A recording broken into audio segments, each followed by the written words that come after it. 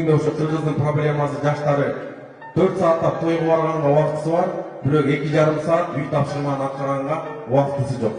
Айфон тапканга, рассрочка болсо дагы, каяктан болсо дагы первоначальный тапканга акча бар, бирок өзүнүн илимге аракет кылып, өзүнө инвестиция кылганга, ноутбук алганга акчасы жок.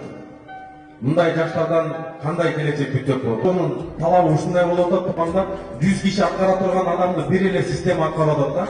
Дубайда мисалы 100 киши аткарган нерсени бир система алып берип, бир контуп атат болду. Жакшы жумуш ачылып калган болсо, Кудай буйрса келечекте ачылсын, мыкты заводдор, мыкты проекттер. Ошол инвестиция кылайык десе, ошол кезде сиз же тилди билбесеңиз, же айтыны билбесеңиз, бул сиздин дагы шаныңыздан кургалып, дагы жумушу жок каласыз да. Ошон үчүн мен ойлойм, Кудай буйрса колубуздан келишинче окуганга аракет кылыш керек. Адамдардын бардыгы күч энергиясын бирөө менен бирөөнүн ажырашып кеткени, бирөө менен бирөөнүн ушканы, саясатты, тигини камаганы, буну камаганы, кечке интернеттен ошону көрөр, күч энергиясын баарын ошол жака тумшап, бирок окууга келгенде мунун күч энергиясы калбай атат да.